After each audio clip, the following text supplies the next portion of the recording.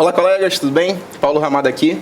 Hoje nós damos início ao projeto Só Bota Aí, um projeto de podcast feito por dentistas, mas não somente para dentistas. O nosso objetivo aqui é integrar as áreas do conhecimento de uma forma leve e com uma linguagem acessível.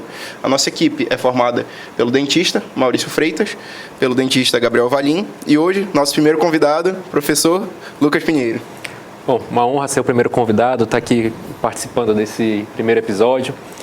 A gente sabe que eu sou entusiasta, né, de podcast, de comunicação eventos online, enfim. Então, para mim é uma honra e também fico muito feliz de ver vocês tornando esse projeto realidade. Bom. E muito obrigado primeiro, né, Lucas, por ter aceitado mais uma vez aí o nosso convite. Mas antes da gente iniciar, eu queria que tu contasse assim um pouco pro pessoal sobre a tua formação, né? Exatamente. Como eu costumo colocar em aula normalmente, né, eu conto a minha trajetória por fotos, né, para não ficar aquela coisa muito linha por linha ali. Eu me formei em tal lugar, me especializei em tal lugar, então eu conto por foto. Então a primeira foto que eu coloco normalmente é uma foto de criança, onde era cobaia de uma aula de radiografia panorâmica do meu pai. Então os meus pais são radiologistas e, como eu costumo falar também, a radiologia é uma área que às vezes até o pessoal brinca comigo, né? Tu não é nem dentista, tu é radiologista, né? Então, é uma área que não tem muito meio termo. Ou você gosta bastante, ou você ama aquela área, ou você odeia, não quer muito papo. Então, convivendo com isso, eu tinha esses dois caminhos para escolher. Eu escolhi o caminho do amor, né? Pela radiologia. Então, consequentemente, o caminho natural foi fazer odontologia, né? Me formei aqui nessa casa onde a gente está, no CESUPA. Me formei em 2009, final de 2009 para 2010. E aí, em seguida, eu saí de Belém, fui fazer a minha pós-graduação em São Paulo, na Universidade de São Paulo, né, na USP Capital. Aí, por lá, final de 2010, em novembro de 2010, eu comecei a minha especialização na FAUSP. E aí, já em fevereiro de 2011, eu entrei, abri um concurso de mestrado, eu entrei no mestrado, mas isso foi em fevereiro, por volta de maio ou junho, não lembro exatamente, eu acabei sendo transferido para o doutorado direto. Então eu pulei o mestrado, fui para o doutorado e fiz meu doutorado lá na USP. Né? Nesse meio tempo eu tive a oportunidade, que é uma coisa que eu recomendo a todos os profissionais da área de saúde que forem para a pós-graduação, que é o caso aqui do Paulo, né, e do Maurício também. Quem sabe em breve. O Gabriel também em breve. Né, eu digo da pós-graduação, mestrado, doutorado, se tiver uma oportunidade de fazer isso que eu fiz, que é ir para o exterior. No caso, eu fui para os Estados Unidos, eu fui para Louisville, na Universidade de Louisville, na Faculdade de Odontologia de lá, que é uma referência mundial na minha área, né, em radiologia, especificamente na parte de tomografia computadorizada, que é a sub-área, digamos assim, da radiologia que eu milito atualmente, né? É a minha linha de pesquisa, a parte que eu trabalho mais. Então, fiquei 10 meses lá na Universidade de Louisville. E aí, voltei para o Brasil, defendi meu doutorado na USP mesmo, em 2015. E aí, desde então, voltei para cá, para Belém. Atualmente, eu trabalho como radiologista, né, em 2 clínicas, na Radioface e na SmartX. E também como professor aqui no CESUPA, tanto na parte da graduação, né, tive a oportunidade de ser professor de todos vocês aqui. É verdade. Né, e estou tendo a oportunidade ainda de continuar sendo professor na pós-graduação. Né, agora aqui no mestrado. Além disso, tenho alguns projetos paralelos, né, no mundo digital, digamos assim. A gente tem um projeto chamado Domínio a Tomografia, que é junto com um colega, né, e amigo também lá do Rio, o Felipe, que a gente tenta desmistificar um pouco o uso da tomografia no dia a dia da odontologia, né, que ainda é visto por muita gente como algo distante, algo que não é realidade, e a gente tem feito esse trabalho mesmo de conscientização, né, com muito conteúdo gratuito, né, alguns podcasts também, né, não com essa estrutura aqui que a gente está tendo, né, é um podcast online, né, até porque o Felipe está lá no Rio, eu estou aqui em Belém, e também alguns cursos, né, mais completos, mais densos, né, que a gente disponibiliza de tempo em tempo. Então, por enquanto tem sido isso e Estou aqui à disposição para a gente bater um papo sobre qualquer assunto, né? E vamos lá, vamos bater papo. E antes da gente começar, queria primeiramente fazer um agradecimento à nossa querida instituição Cesupa por estar cedendo este espaço. Agradecer ao nosso diretor técnico, né? O Hélio, que está ali só observando a gente. Agradecer também ao nosso primeiro patrocinador oficial deste projeto, o Pedro, lá da Labo Dental, que inclusive deu de presente para a gente aqui esses copos. E agradecer também ao mestrado por estar apoiando a gente em nome da nossa querida coordenadora, né? Professora Patrícia, né? Exatamente. Também entusiasta do projeto, né? Muito entusiasta. Sempre apoiaram a gente. Apoiou, né? E para começar, aquela pergunta que os pacientes sempre fazem para a gente ou ficam com receio. Mas doutor, e essa radiação faz mal para a gente mesmo? Ou eu tenho medo de fazer e etc. A gente vai fazer uma periapical no paciente, vai indicar uma panorâmica, o paciente se recusa, às vezes tem um medo e etc. É isso que eu queria saber de ti, Lucas. E aí, realmente faz tanto mal assim pra gente? Essa é uma discussão eterna, né? Eu acho, na área. E a gente até brinca lá nas aulas que a gente faz, nas lives que a gente fala sobre o assunto. A gente fala que a questão da radiação dentro da odontologia ela deveria ser um não assunto, né? Vou explicar o porquê disso.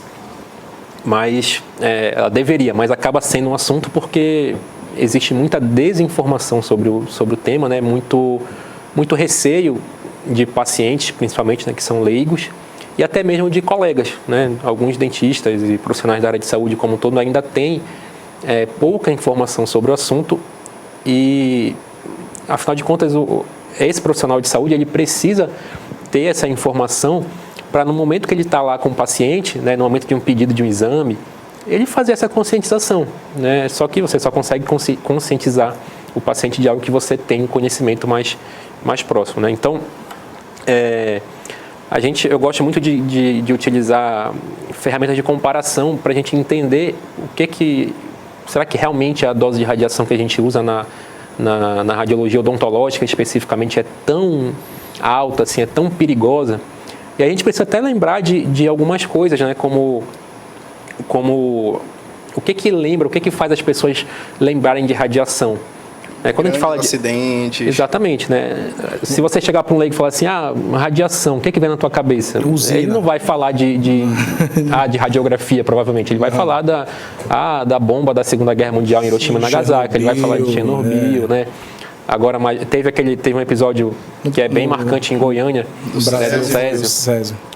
Até porque a questão do Césio, ele foi algo que aconteceu, né, em um ferro velho, de um equipamento antigo médico, né? Um descarte incorreto, né? Então isso, muita gente ainda, principalmente o pessoal mais antigo, que isso aconteceu há muito tempo, né?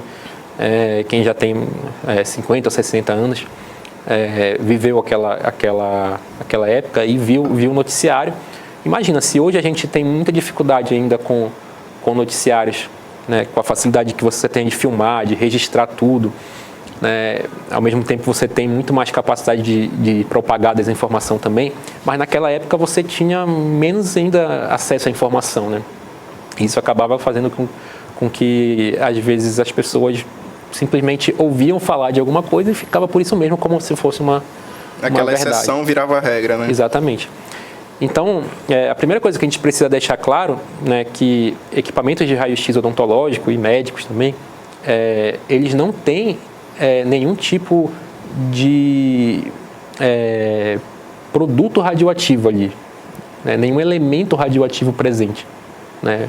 Sei lá, um urânio, o próprio césio, não tem lá uma pedra lá brilhosa, né? que está lá gerando radiação e está protegida e que pode a qualquer momento causar um acidente. Isso não acontece, né?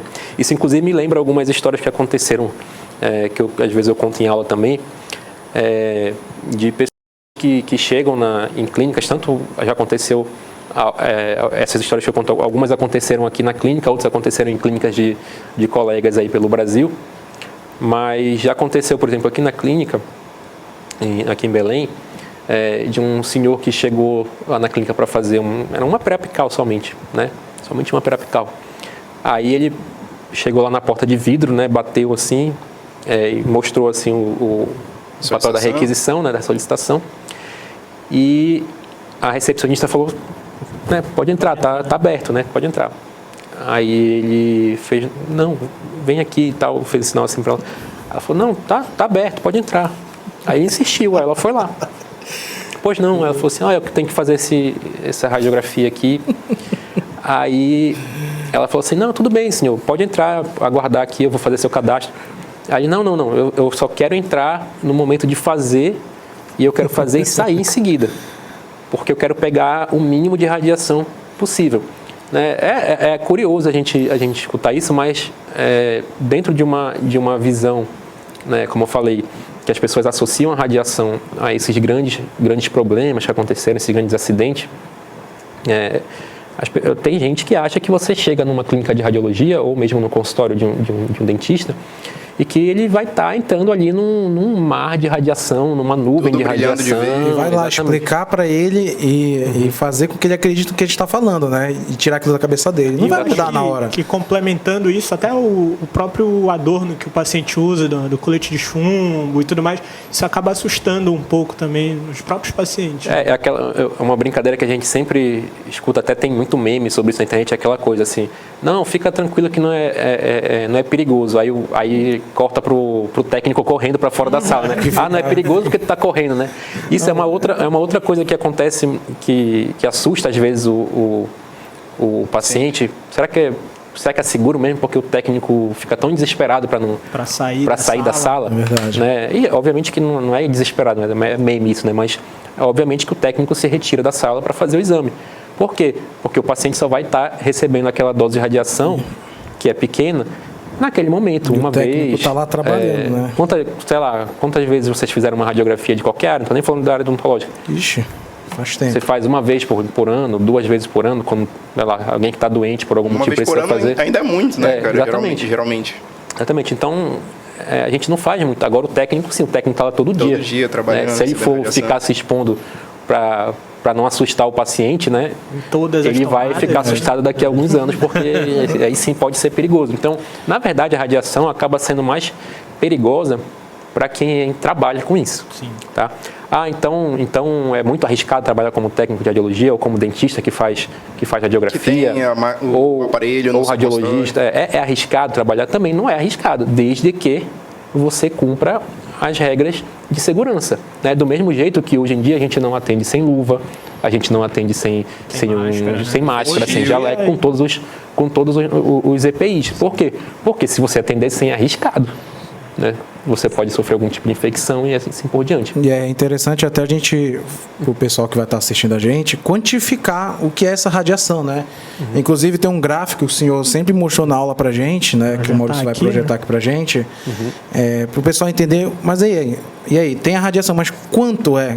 Porque a gente sabe que tem outros tipos de radiação. Tem a radiação solar, tem a radiação da própria iluminação que está aqui no nosso ambiente, os nossos aparelhos telefônicos, né? Também carregam. Então, assim, a radiação existe uma série de parâmetros diferentes, série de tipos, né?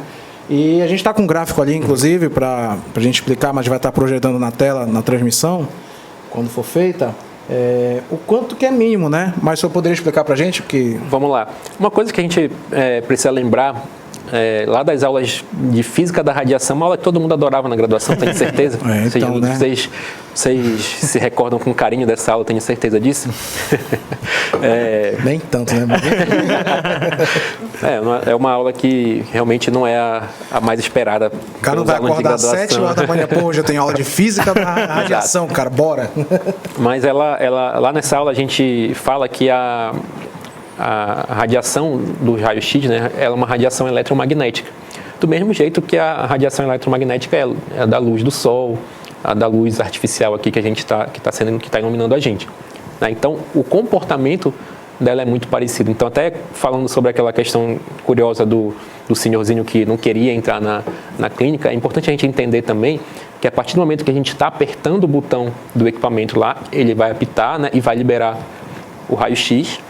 Né? E da feita que eu tiro o dedo do botão também, acabou o raio-x ali, imediatamente, igual quando a gente acende uma lâmpada e desliga uma lâmpada.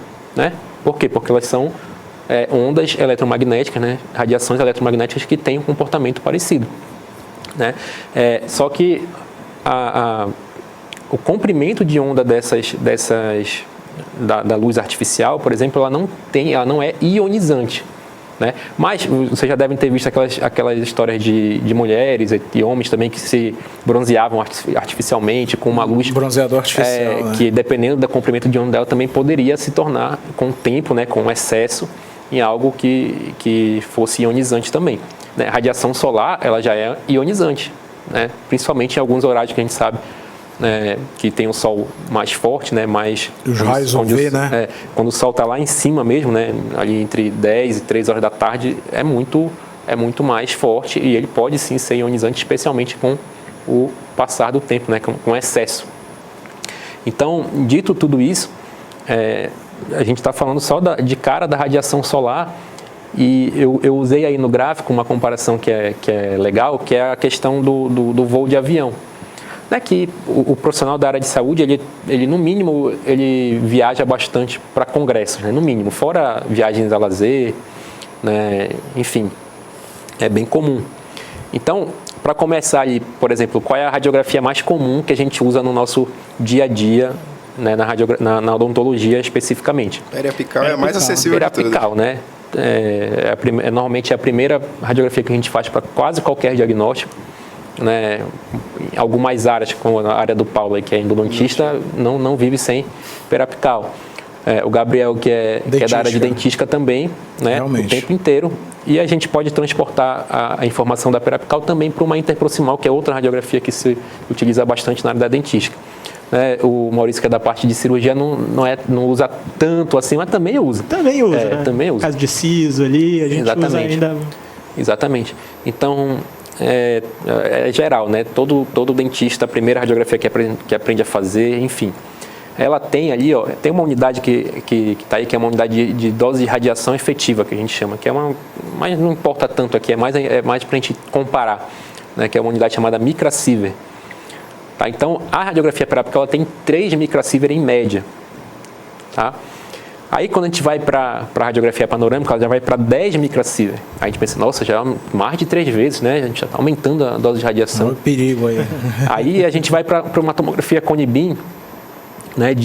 A tomografia Cone-Beam é a tomografia que a gente usa mais na área da odontologia, né? Que é um tomógrafo que, do lado de fora, né? Parece muito uma radiografia panorâmica, né? O equipamento em si. E aí a gente tem, para uma área, por exemplo... pequena ali de 3 a 4 dentes, onde você vai colocar um implante unitário, né, por exemplo. Detalhes do canal.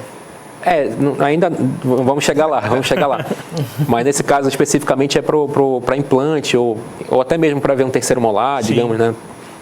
A tomografia Cone-Beam de FOV pequeno, que a gente chama, 40 micrasievert. Nossa, já 4 vezes mais que uma panorâmica. Quase 10 vezes, sei lá, mais de 10 vezes do que uma radiografia periapical. Meu Deus do céu, realmente pode ser que seja muito perigoso isso. Aí a gente vai para a tomografia de FOV pequeno de alta resolução, que aí a gente está falando assim de endodontia, para ver fratura, anatomia endodôntica, uma perda óssea mais inicial na parte de periodontia, coisas que a gente precisa ver com detalhes, né? Aí a gente usa um pouco mais de radiação, vai para 120 micrasievert. Meu Deus do céu. Né? Pronto. Acabou. Não vou fazer mais. Aí a gente vai para uma viagem São Paulo, Nova York e de volta, coisa que o Gabriel está mais do que acostumado. Mas ele faz, coisa de radiologista aí. Ele faz aí no mínimo uma vez por ano. 125 micrasievert aí de volta. Ou seja, a gente está falando de uma dose de radiação que é maior do que uma tomografia de alta resolução, né, para endodontia, no caso, ou para ver detalhes.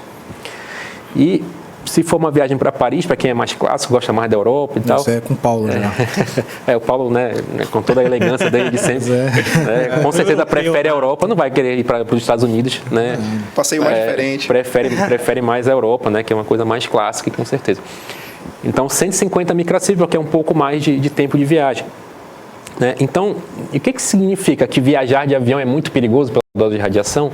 Eu até costumo brincar, você nunca, com certeza, não viram nenhum tipo de aviso no aeroporto ou no avião sobre o perigo da dose de radiação. Mas por que tem dose de radiação no avião?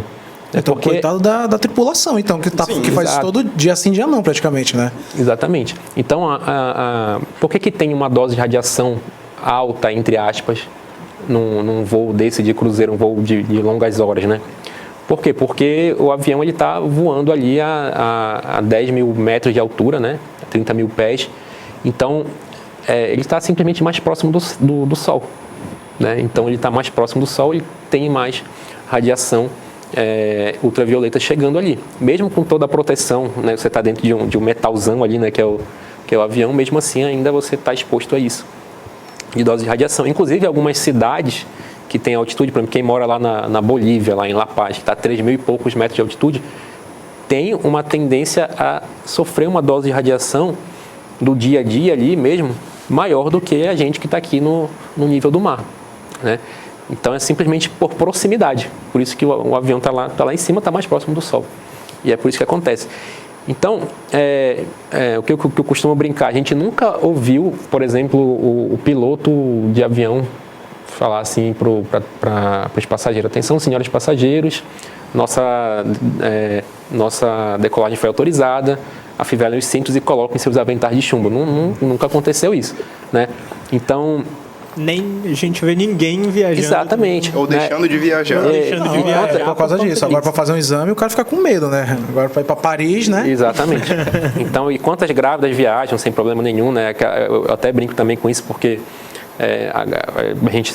eu sempre escuto essa pergunta: e paciente grávida, tem problema fazer radiografia? Era outro ponto que eu ia bater contigo. Eu ia perguntar também, porque a gente sabe que, já adiantando, que tem uma certa restrição, mas e a grávida pode viajar então em qualquer mês, já que teoricamente ela vai receber uma radiação maior num voo desse, né, do que uma periapical, por exemplo. Então, por que tem essa...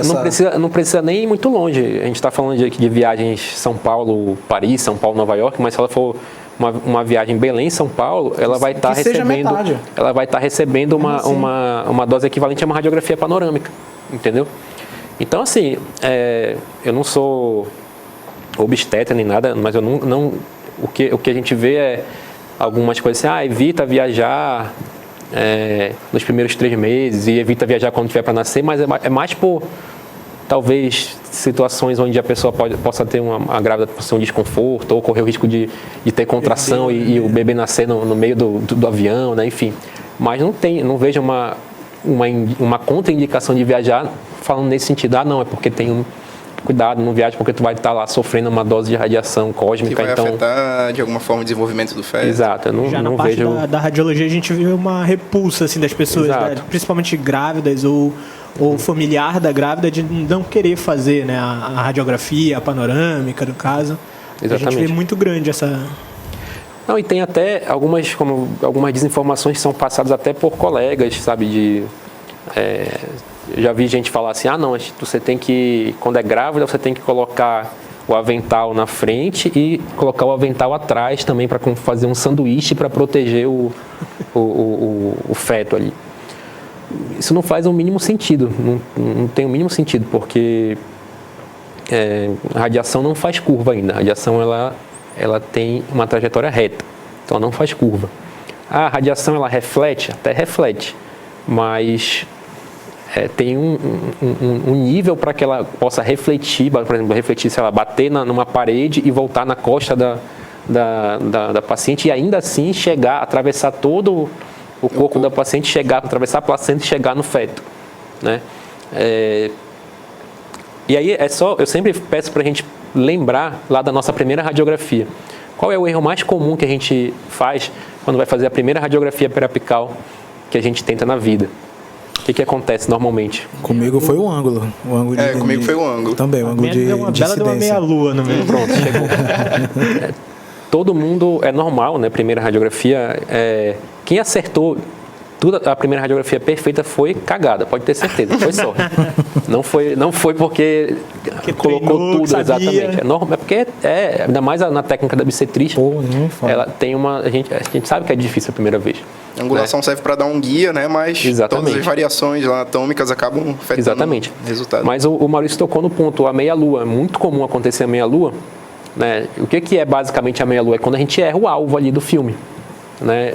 Agora imagina, a gente erra o alvo às vezes ali por uma questão de milímetros ali, um pouco mais para a direita, um pouco mais para a esquerda, um pouco mais para cima, um pouco mais para baixo, e já dá uma meia-lua. Ou seja, o que é uma meia-lua? É quando o filme não é sensibilizado pelo raio-x, né? Então, eu erro um pouquinho esse filme, eu já vou ter uma meia-lua. Então, para chegar a raio-x, por exemplo, na região do feto ou em outras regiões mais sensíveis, é muito difícil, a não ser que você esteja brincando de tiro ao alvo com equipamento, né? Um equipamento acionado.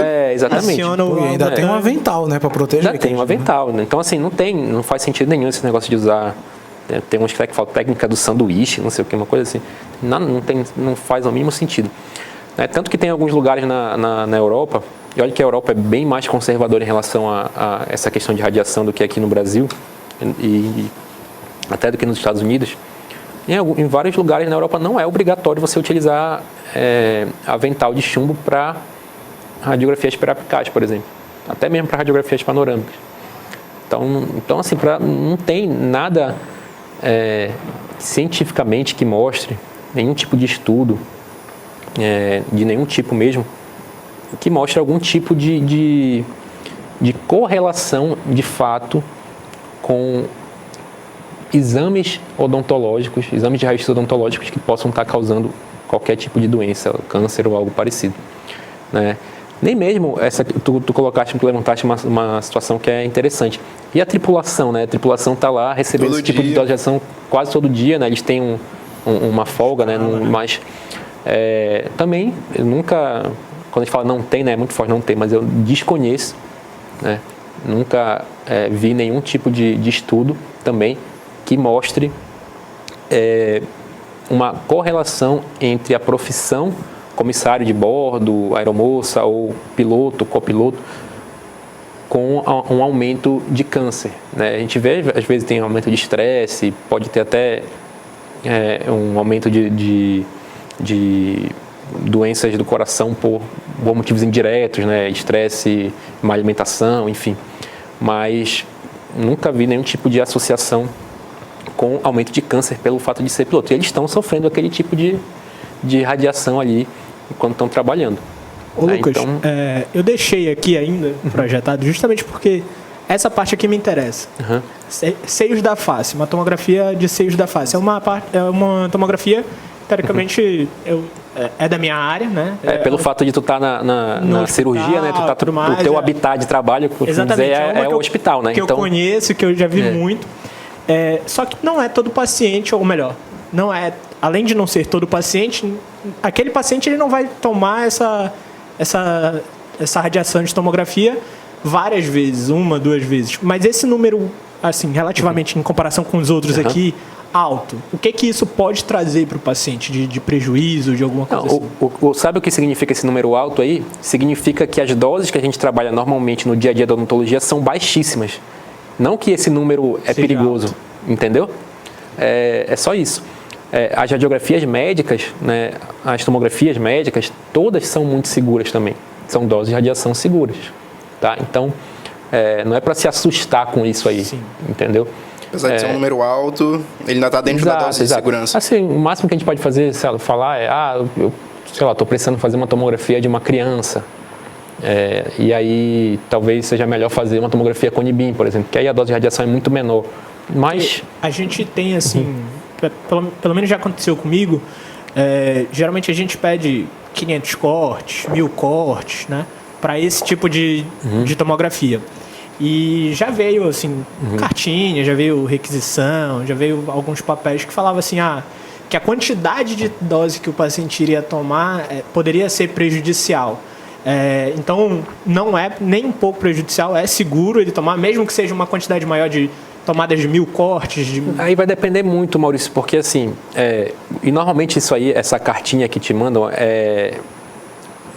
aí eu vou entrar numa questão que é mais de logística até. Sim. Imagina que um tomógrafo, sei lá, no hospital, dá um exemplo, hospital metropolitano, sei lá, tem lá o tomógrafo, não sei exatamente qual é o equipamento que tem lá, mas imagina que esse equipamento ele está trabalhando um paciente atrás do outro. Chega lá um paciente todo quebrado, precisa fazer tomografia, grande, né? Fluxo grande, aí vem o dentista e pede: preciso que seja feito a tomografia num voxel 0.2 a 0.3 com espaçamento de 0.3, porque eu quero ter uma resolução melhor, né? Eu quero ter, como tu falou, vai gerar ali da face 700, 800 cortes, né? axiais.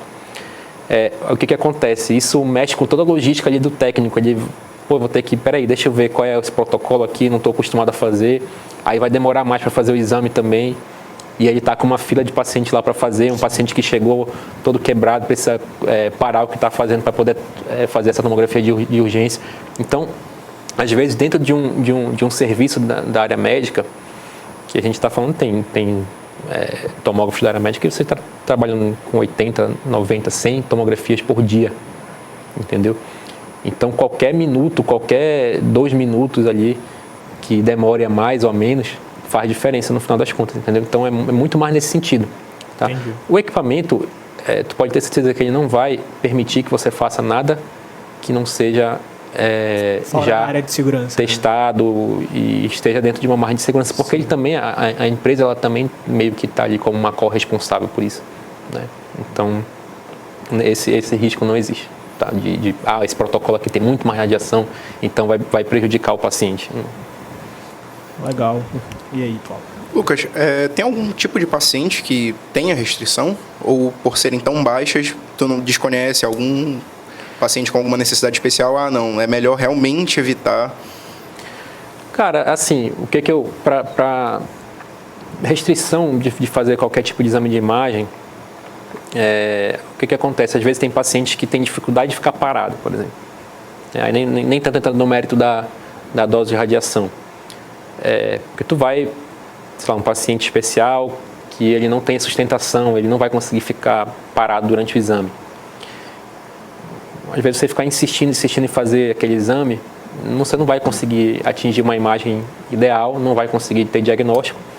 Você vai estar lá expondo o paciente a uma dose de radiação. Enxugando gelo. Exatamente, sem necessidade. A questão da dose de radiação, é importante falar isso também, tá? Porque do jeito que eu falei aqui, algumas pessoas podem pensar assim, agora eu vou fazer um book radiográfico do meu paciente, porque já que é tão tranquilo assim, já que não tem perigo nenhum, eu vou sair fazendo radiografia à torta e à direito. Até minha eu vou fazer todo dia. Quando eu vou lá na clínica, eu vou fazer todo dia uma radiografia minha, porque eu quero acompanhar, quero fazer um time-lapse do meu dente. Não, calma. Não é assim também. A dose de radiação é segura? Mas a gente tem que sempre utilizar com responsabilidade, principalmente na questão, faz sentido eu fazer aquele exame? Tem indicação? Vai me trazer alguma resposta? Vai tirar alguma dúvida? Beleza. Se bate com essas perguntas, faz sentido, eu vou fazer o exame. Não vou me preocupar com a dose de radiação, entendeu? Agora também não vou sair fazendo a torta direito.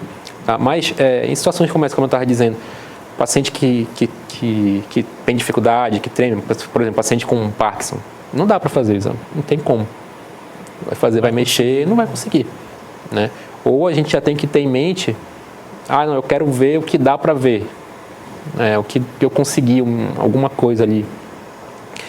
E agora, em relação à dose de radiação, mesmo paciente paciente que já tiveram câncer, paciente que já tiveram, não vejo como um problema fazer um exame, principalmente na área da não vejo, a questão, vai ajudar, vai ser útil fazer, vai te dar uma informação, né, que é relevante para aquele tratamento.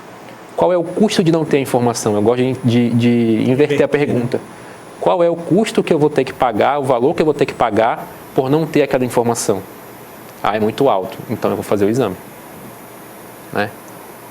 Então, qual é o custo que eu vou ter de não ter? Não, é uma besteira. Eu estou querendo fazer porque eu quero deixar meu caso mais bonito, porque eu quero apresentar num congresso, porque eu escutei lá do professor Lucas falando porque é protocolo fazer assim, tem que fazer assim. Não, é importante a gente sempre levar cada paciente, cada caso, como um caso individual que ele é, né? Quando a gente vai com qualquer profissional da área de saúde, a gente espera que o profissional converse com a gente, entenda o nosso caso e pense de forma individual o que fazer com a gente, né? Não simplesmente ele chegar lá, não, pacientes nessa situação eu sempre trato assim. Não, mas e as minhas particularidades, né? E as minhas diferenças genéticas, e enfim, todo o meu histórico clínico, não pode mudar um pouquinho isso? Né? A gente sabe que pode, né? A gente sabe que é importante. Então, a gente sempre tem que enxergar o paciente como um ser único que ele é e pensar o caso dele como um caso único mesmo, né? Isso vale para a escolha dos exames. Cara, e a gente falou aí de radiografia, de tomografia, isso tudo está dentro da área da radiologia, né? Mas está chegando agora, a gente já começou a ver a parte de escaneamento intraoral. Isso. Também entra na parte da radiologia, também tá... É imagem, né? Então tem a ver, mas a parte da odontologia digital, ela é da odontologia, né? Uma outra área, então. Eu não digo que é uma outra área, isso é uma coisa que até a forma como que ela foi introduzida na odontologia, né, deu a entender isso. Tipo assim, a odontologia digital, inclusive existe especialidade em odontologia digital, que para mim soa muito estranho, né? Porque a odontologia digital, ela é um mundo gigantesco e eu não posso ser especialista, sei lá, imagina... É como se eu fosse... Scanner. Não, imagina que eu faço a minha graduação em odontologia e eu estou fazendo a minha especialização em odontologia de novo, entendeu? Então, você é especialista em odontologia, tipo, eu já sou dentista, cirurgião dentista, mas então o que eu quero dizer com isso? A odontologia digital, ela é uma ferramenta, tá? Legal. É uma ferramenta que você pode aplicar a endodontia, você pode aplicar a cirurgia, você pode aplicar a dentística, a prótese, a implante, a todas as áreas, né? Então, isso para mim me soa estranho, essa questão da odontologia digital, como se fosse uma área nova da odontologia ou uma especialidade da odontologia, entendeu? E eu acho que algumas pessoas falam, escutam muito isso, não, a odontologia digital é o futuro, logo, logo todo mundo vai estar trabalhando com isso. Mas é isso que eu ia te perguntar, é o momento hoje, porque assim, tá mais acessível do que era antes, porque, por exemplo, eu estou inaugurando uma clínica e eu cheguei por curiosidade de ver quanto é que custa um equipamento desse, de uma marca aí, inclusive a versão portátil, que eu poderia levar com notebook para qualquer lugar, mais de 300 mil reais, entendeu? Então não sei se isso, tá bom, tá barato, é isso mesmo ou não, dá uma segurada aí que é o futuro, mas não é o momento para gente investir num negócio desse, entendeu? Esse que tu vê está muito caro, mas... Pois é. mas não, ainda assim não é algo barato de fato, tá? Mas o que... Para mim, a questão não é que é o futuro, já é uma realidade. Muita gente já usa, tá? E ela é muito mais acessível do que a gente acaba imaginando. Por quê? Qual é a barreira que a gente tem normalmente? O Gabriel acabou de falar. Ah, não, eu fui ver os equipamentos, é muito caro. E a última coisa que eu indico é você começar nesse mundo da odontologia digital comprando um equipamento. Por quê? Porque você... como eu estava falando, toda a parte de odontologia digital eu enxergo como uma ferramenta, porque os conceitos de odontologia eles são os mesmos, né? O que a gente está mudando é a ferramenta. Então, do mesmo jeito que a gente aprendeu lá, que a gente sofreu lá no 3º, 4º semestre aprendendo a moldar com alginato, aí depois quando a gente vai para as clínicas de prótese a gente apanha pra caramba para moldar com silicona, né? Enfim, existe uma curva de aprendizado. Aí depois que você começa a fazer aquilo com alguma frequência, meio que vira normal, vira tranquilo, né? Por quê? Porque você aprendeu, mas foi sofrido um pouquinho lá no início, né? Sofre um pouquinho, né, com isso. E a mesma coisa da odontologia digital. Você vai pegar um scanner pela primeira vez, não vai ser super fácil como a gente vê nas propagandas. Não digo nem o scanner, mas algo que a gente já está acostumado, que seriam as periapicais, o sensor da radiografia periapical digital, ele tem uma curvazinha, mesmo que pequena, aprender a mexer no aplicativo. E durante a especialização a gente teve a oportunidade de trabalhar um pouco com isso, né? Cara, a primeira vez que eu abri acho que é Mesh Mixer, o nome do programa, fiquei perdido, cara. Não é um negócio que tu vai... É muito difícil. Então, assim, em relação ao investimento, como a professora falou, não é só o scanner, porque dependendo do tipo de scanner, o scanner é dependente de uma máquina, do computador. Para isso, vai ter que comprar o computador, não é qualquer computador. E além disso, se tu quiser reproduzir teus trabalhos, imprimir, vai ter que ter impressora 3D. Né? E para ter impressora 3D, além da impressora, tem que ter todos os acessórios dela, etc, etc. Então, assim, é uma linha de equipamentos que eu vejo que hoje já tem empresas que, inclusive, acho que o senhor me falou isso, que já trabalham com a locação disso. O cara vai na tua clínica, tu paga o valor, ele vai escanear para ti, olha, daqui a uma semana, sei lá, tá pronto, vai chegar na tua clínica, o teu modelo impresso em 3D já. É isso, essa é a grande questão, porque era exatamente nisso que eu ia chegar. Por quê? É muito caro, de fato, você fazer um investimento de cara num equipamento como esse, tá? Em equipamentos como esse, como bem falou. Mas a questão toda para mim é que você precisa aprender a usar isso. E é uma curva de aprendizado que você vai demorar aí... Não é algo simples assim. Em média, um ano e pouquinho, para você estar de forma plena utilizando isso. E o boleto não vai esperar um ano. Né? O boleto não vai olhar para ti e falar assim, pô, tudo bem, eu entendo, eu te entendo, tá aprendendo ainda, não deu para gerar dinheiro com isso ainda, né? Ele vai estar lá religiosamente no dia que tem que pagar e acabou. Né? Então, hoje, a gente está falando aqui de Belém, né? Se a gente for nem falar, não precisa falar de realidade como São Paulo, que é outra coisa, mas aqui em Belém mesmo, a gente tem várias empresas que alugam scanner, várias empresas, alguns laboratórios digitais, né, que você pode não só imprimir em 3D, mas fresar em porcelana, fresar em resina, né, trabalhos definitivos que você pode fazer em questão de horas.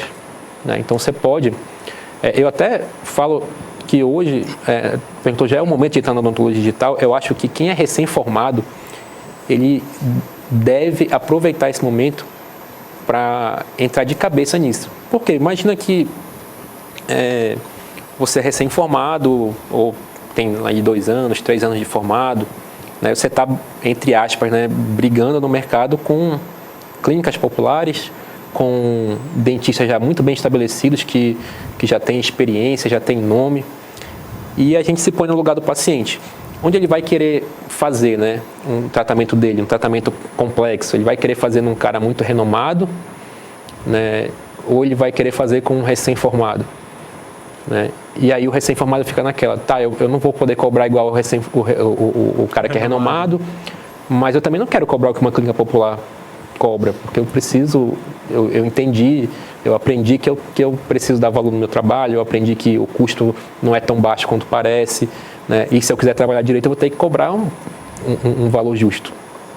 Né? E aí tu fica naquela. Então, aí, o que fazer numa situação como essa? Eu vejo essa oportunidade da odontologia digital como uma forma de se diferenciar mesmo, sabe? De chegar e mostrar, olha, eu estou lhe cobrando esse valor aqui, mas veja bem, se você for lá com um fulano de tal, ou se você for em qualquer outro lugar, você vai demorar 3 semanas para fazer isso aqui. Aqui eu vou te fazer, a gente vai fazer essa primeira consulta e amanhã eu vou estar entregando a tua coroa. Amanhã eu estou entregando a tua prótese. Né? Então, pensa no valor que a gente está entregando para o paciente como isso. Imagina que a gente, sendo profissional liberal, a gente tem uma certa liberdade com nossos horários, né? Dependendo de como a gente trabalha. Mas imagina uma pessoa que trabalha normal, CLT, que tem horário comercial, e você fala para ele que durante 3 semanas ou um mês ele vai ter que ir uma vez por semana com você no consultório, e ele vai ter que faltar 3 ou 4 vezes o trabalho. Né? Não é simples que isso, ele te fala é como é que eu vou explicar isso. Exatamente. E eu vi isso já em São Paulo, e eu vi aqui em Belém essas propagandas, já, principalmente com implante. Implantes em 48 horas. Suas facetas em 24 horas, entendeu? Tá, pode ser que não tenha realmente um resultado fantástico, mas, pô, o cara entrega o negócio em um dia. Mas útil, nesse entendeu? caso que eu estou falando, implante em 48 horas, isso você já está beirando uma propaganda enganosa, porque pode ser que quando vi isso, cara. Você pode conseguir fazer isso? Pode, mas você tem uma série de variáveis ali que podem dar errado. Aí entra o asterisco. Que tipo de implante? Mas é um protocolo? É unitário? Agora, esse que eu estou falando de você entregar uma prótese, uma coroa, uma coroa unitária, uma on-lay, uma in-lay, que realmente são coisas que demoram 3 semanas, um mês, dependendo do todo o processo com o laboratório. Isso, de fato, você consegue entregar em 1 dia, 2 dias no máximo, sendo que você não vai ter nenhuma perda de qualidade. Pelo contrário, você vai ter ganho de qualidade, porque você vai estar trabalhando com um scanner, que vai ser mais preciso do que um material de moldagem. Você vai estar trabalhando com uma fresagem, que vai ser muito mais preciso do que qualquer laboratório analógico. E você vai ter muito menos ajuste no final das contas, inclusive de oclusão, porque a oclusão você já vai ter o antagonista, né? Você já vai fazer esse ajuste, então vai ser ajuste mínimo na hora de cimentar. Então você vai estar entregando mais rápido com ganho de qualidade. A gente até brinca às vezes, vocês já devem ter visto aí pela internet aquele 3 círculos assim, né? Que é bom, barato e rápido. Você só consegue combinar 2, né? 3 é impossível. Não dá para fazer bom, barato e rápido. Se for bom e rápido, tem que ser mais caro, né?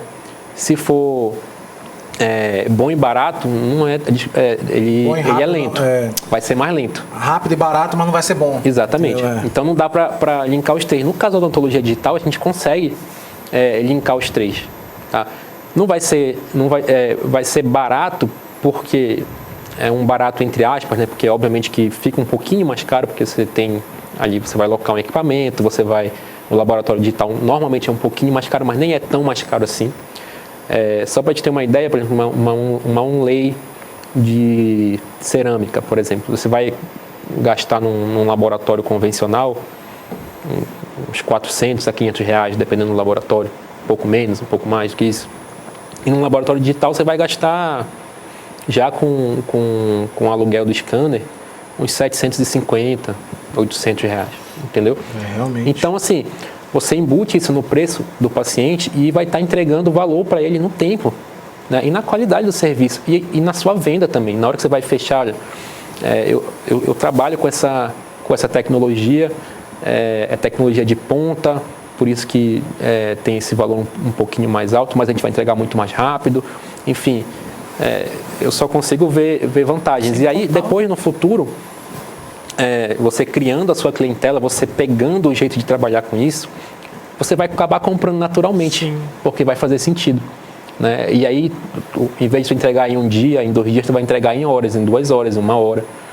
O teu paciente vai chegar, tu vai fazer um preparo nele, vai escanear e vai, depois de 40 minutos, 30 minutos, fazer a cimentação de uma onlay, de uma coroa. Sem contar o conforto do paciente também. Isso até para dentística é legal, porque imagina tu moldar o paciente, fazer enceramento, fazer o teste motivacional, né, que a gente chama, que é o mock-up, no mesmo dia, em questão de horas. Total. Porque tu vai escanear, vai imprimir o modelo, já vai estar com o enceramento, né, que faz no programa, o teu técnico ou tu mesmo vai estar fazendo lá, e o paciente está esperando, comendo, vendo um filmezinho lá, e nem precisa sair, entendeu? E Lucas, qual tu achas que é a realidade da odontologia digital hoje na graduação, por exemplo? A gente consegue integrar de alguma forma isso? Cara, isso é um problema que eu vejo que é grande, né? Porque a gente sai com essa mentalidade de que a odontologia digital é algo inacessível para o recém... Não é, isso aqui não é para mim, eu sou recém-formado, isso aí é para o doutor fulano de tal, isso aqui é para o meu professor lá que já é experiente, aí ele pode ter isso aí, ele tem muito paciente e tal. Então a gente acaba tendo essa visão mesmo, porque a gente não tem isso na graduação. Isso me assusta um pouco, na verdade, principalmente depois da experiência que eu tive nos Estados Unidos, né? Lá nos Estados Unidos, o pessoal da graduação, eles tinham acesso a todos os tomógrafos, tinham 5 tomógrafos lá na Faculdade de Odontologia, tinham acesso a periapical digital. Na época ainda não estava tão comum os scanners intraorais, né, porque a tecnologia ainda era um pouco inferior, então era muito lento. Mas hoje ele já tem à disposição lá, tem impressoras 3D de tudo quanto é tipo à disposição para usar na graduação, né? Óbvio que passa pelos professores, passa por... Mas tem. Né? Mas tem, tá lá. Quer usar? E facilita para o paciente. Exatamente. Tem fresadora, tem tudo. Então, assim, o que eu vejo muito lá?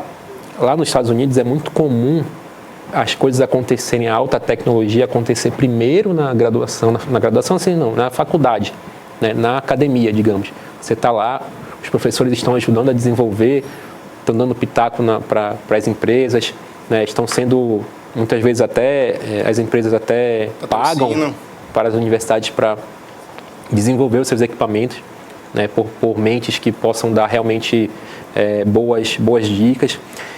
E aqui no Brasil a gente vê o contrário, tudo chega por último na graduação, né? O Gabriel teve a oportunidade de estagiar, né, durante a graduação com o Dr. Renan, né? E eu conheci o tal do Aitero, que eu não sabia o que era um scanner. Quando eu vi aquilo, eu falei, um negócio muito doido, cara. O cara vai metendo uma câmera, já sai no computador, quando vê ele manda para os Estados Unidos, que ele é ortodontista. Vai para os Estados Unidos, 14 dias depois já chega o aparelho da pessoa, que era o Invisalign, né? Que é o Invisalign. Achei fantástico aquilo ali. Então já tive aquele acesso. Então, o cara da graduação conhecer esse tipo de equipamento, ele vai ter que sair, vai ter que correr atrás do estágio. Então, entendeu? Isso eu acho que a gente deveria, né, no Brasil, deveria buscar isso, né? Dentro da graduação, a gente tem que ter acesso a esse tipo de coisa, né? E aí falta também um pouco um pouco de visão das empresas também aqui no Brasil, de fazer esse tipo de parceria, de ter... Imagina,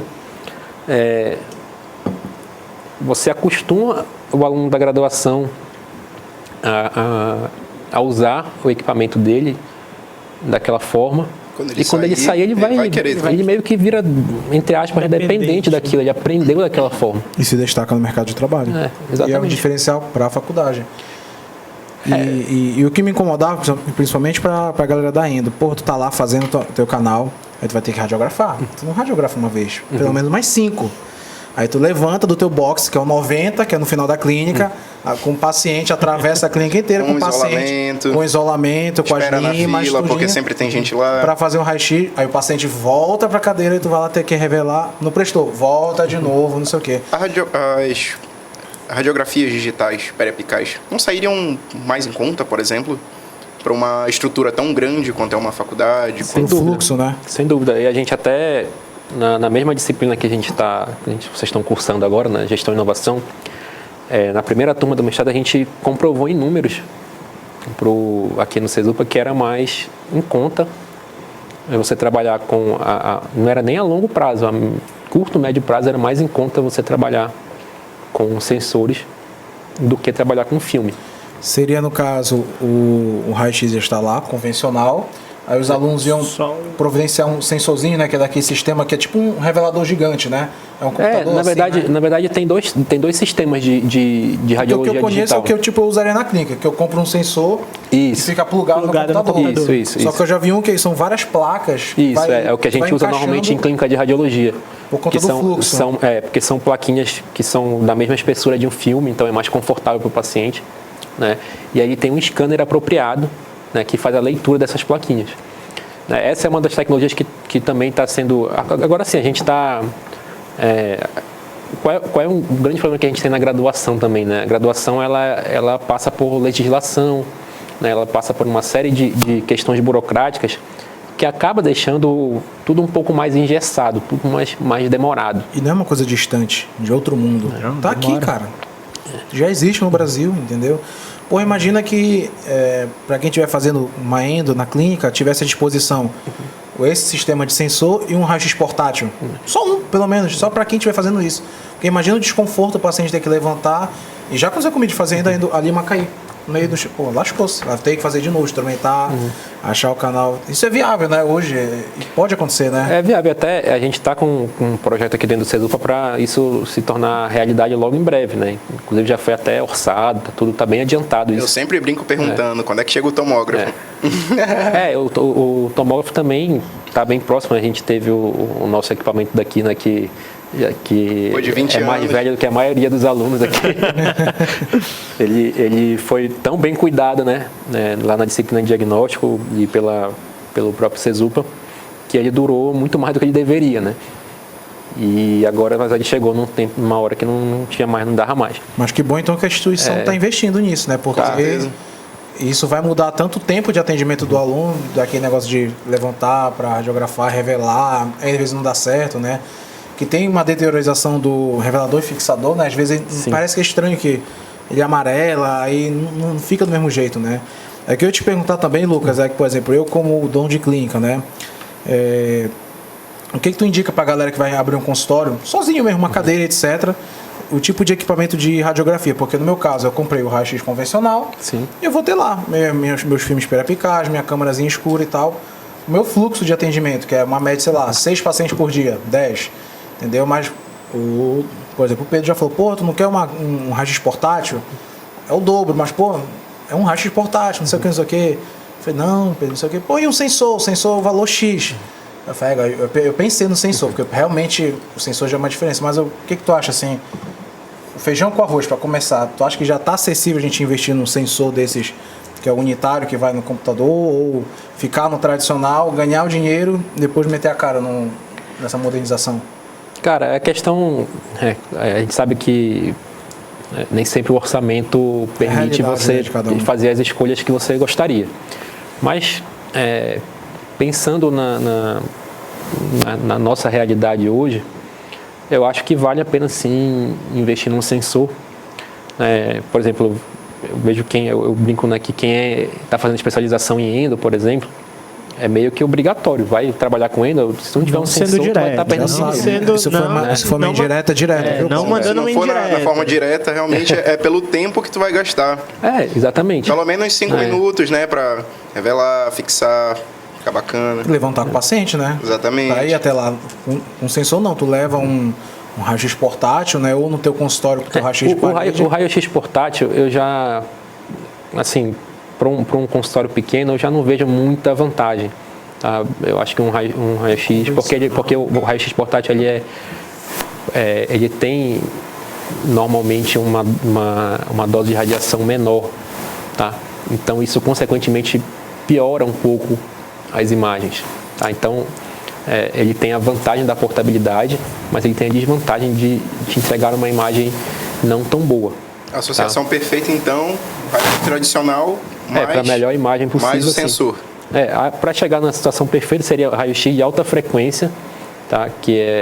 Mas aí eu só recomendo para quem tem clínica de radiologia mesmo, não é necessário um investimento, porque a gente está falando de um equipamento hoje deve estar por volta de uns 18 a 20 mil reais, né? Enquanto que um raio-x tradicional está na faixa de 5, né? Um pouco menos, às vezes, dependendo da marca. E o portátil ele é muito caro, né? E ele te traz uma qualidade inferior de imagem. Quando é bom um portátil? Eu tenho uma clínica com 4 cadeiras. E aí não deu não sobrou espaço para colocar para fazer uma sala de raio-x, ou a gente precisa que esse raio-x circule mais, é mais prático, então pode ser uma solução. Ou então, eu trabalho com odontologia hospitalar, ou eu atendo muito tem muita gente que faz implante em hospital, né? E aí é interessante você ter o raio-x ali para fazer uma radiografia quando for necessário.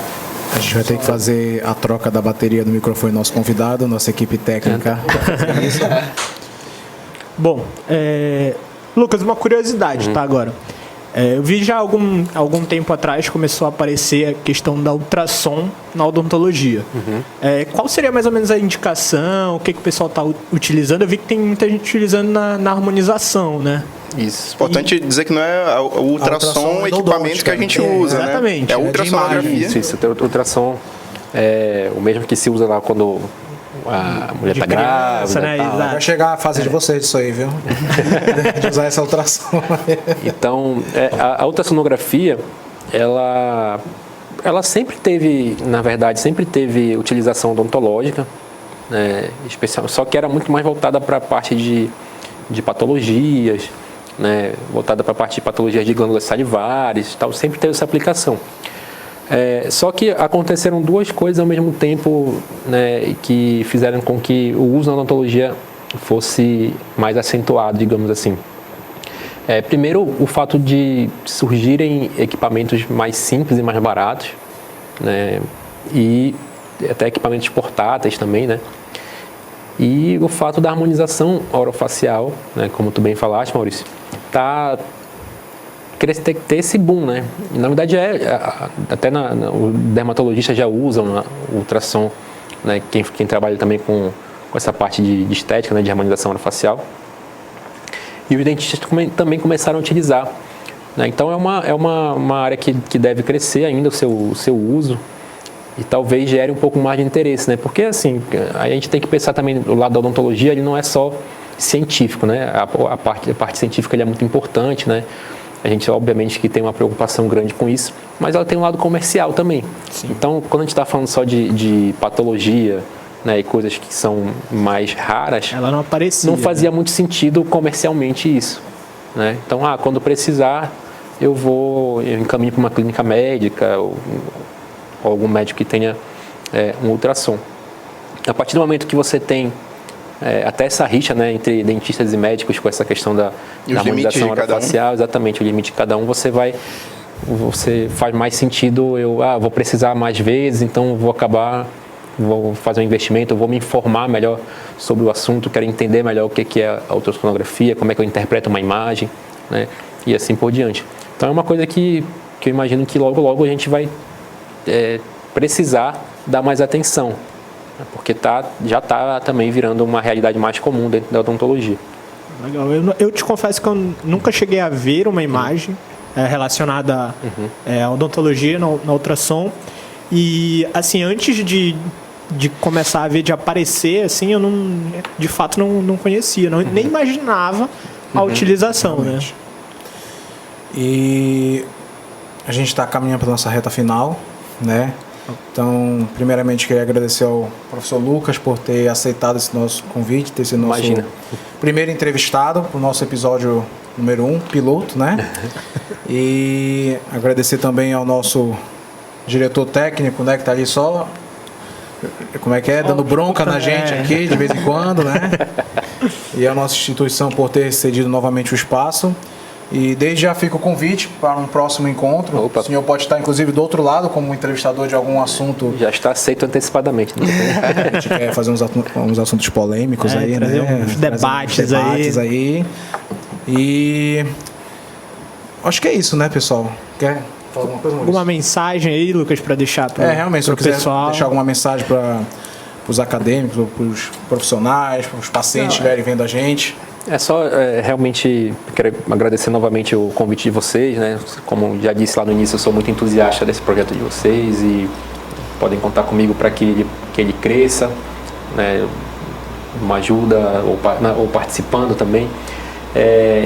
E sobre tudo que a gente conversou aqui, né? A gente está falando a gente falou bastante de radiologia, né? Falou sobre dado de radiação e tudo, mas uma coisa que eu tenho batido muito há algum tempo é que a gente, dentro da odontologia, dentro da área de saúde como tudo, a gente acaba investindo um pouco mais de tempo nas fases iniciais de um acompanhamento de um paciente, que é o diagnóstico e o planejamento, né? A gente se preocupa às vezes muito com a parte do tratamento em si, né? De botar a mão na massa, a parte técnica, né? Exatamente, e a gente esquece um pouco ainda essa parte inicial.